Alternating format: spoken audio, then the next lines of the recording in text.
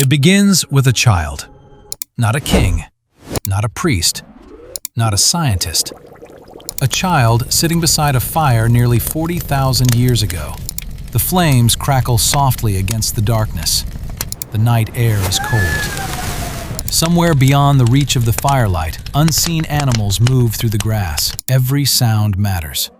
Every shadow could be a threat. And then the child looks up.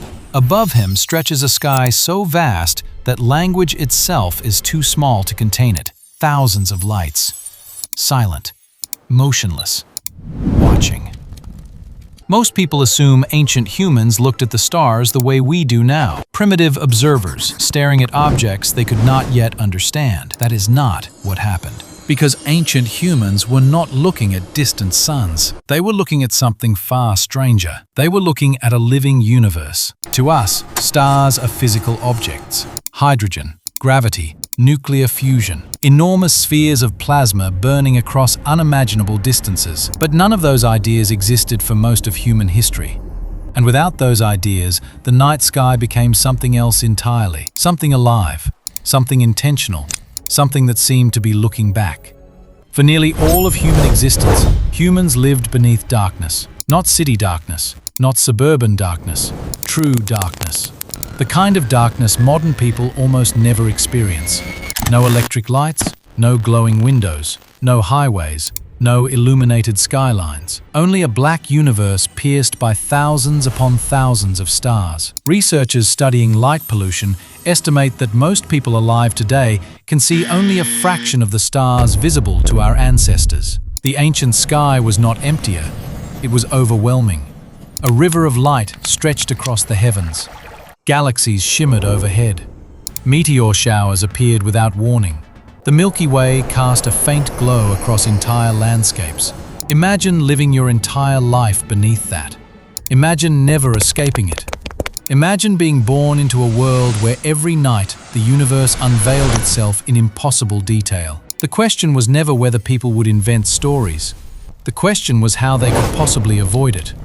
Most people think mythology was created to explain ignorance. But that interpretation quietly misunderstands something fundamental about the human mind. Humans do not merely seek answers. Humans seek agency. Researchers have repeatedly found that the brain is extraordinarily sensitive to patterns, intentions, and hidden causes. The mind evolved in dangerous environments where failing to detect an agent could be fatal. If the grass moved unexpectedly, it was safer to assume something caused it: a predator, an enemy, a threat. The cost of imagining agency was small. The cost of missing it could be death. And so the human brain became a machine designed to find meaning, even when meaning was uncertain, especially when meaning was uncertain. Which meant that when ancient humans looked upward, they did not see random points of light. They saw signs, messages, eyes, evidence that something existed beyond the visible world, and perhaps had always existed. Across continents separated by oceans and thousands of years, remarkably similar ideas emerged. The stars were ancestors. The stars were spirits. The stars were gods. The stars were souls. The stars were fires lit by supernatural beings. The stars were holes in the sky. The stars were pathways. The stars were memories. Different cultures arrived at different conclusions, yet beneath them all was the same unsettling intuition. The lights above were not objects. They were presences. And the deeper researchers investigate ancient belief systems, the stranger that realization becomes. Because stars were rarely viewed as decorations. They were participants. The sky was not a backdrop, it was part of the story. Ancient hunter-gatherers noticed something important long before agriculture existed. The stars moved with astonishing reliability. Animals migrated. Weather changed. Rivers flooded. Seasons shifted. And somehow the sky seemed to know before everyone else. Certain stars appeared before winter. Others announced summer. Entire constellations became celestial calendars. The heavens transformed into a predictive machine, a cosmic clock operating with impossible precision. And precision has a strange psychological effect. When something behaves predictably enough, it begins to appear intentional. A clock implies a clockmaker. A pattern implies a designer. Order implies purpose. At least, that is what the human mind instinctively suspects. The stars never explain themselves, yet night after night they returned exactly where they were expected. Year after year, generation after generation, long after individual humans had died, the sky remained.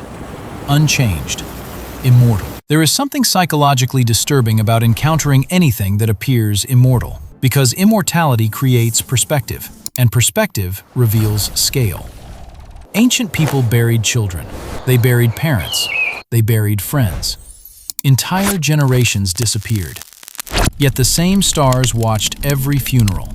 The same constellations returned. The same lights remained fixed above human suffering.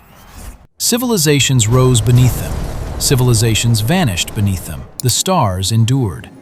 And slowly, a terrifying possibility emerged. Perhaps the stars belonged to a reality larger than humanity itself. Perhaps human life was not the center of existence. Perhaps it never had been. Most people assume this realization began with modern astronomy, but fragments of it may be thousands of years older. Many ancient traditions describe humanity not as rulers of reality, but as temporary participants within a much larger cosmic order. The language differs, the symbols differ, the stories differ, yet the underlying feeling remains eerily familiar. Humans are small, the universe is not. And the night sky was where people encountered that truth most directly. Then something even stranger happened. The stars began guiding civilizations. Agriculture emerged, cities appeared, empires expanded, and suddenly, accurate knowledge of the heavens became power. Priests monitored celestial movements, rulers consulted astronomers. Entire political systems became linked to observations of the sky, because if the stars revealed the future, then whoever understood the stars could influence the fate of nations, or at least appear capable of doing so. The boundary between science, religion, and power became almost impossible to separate, and perhaps that boundary never fully disappeared, because even today, humans continue searching the sky for meaning, only the vocabulary has changed. Most people think modern science destroyed the mystery of the stars. In reality, it may have deepened it. Today we know those lights are distant suns. We know some possess planets.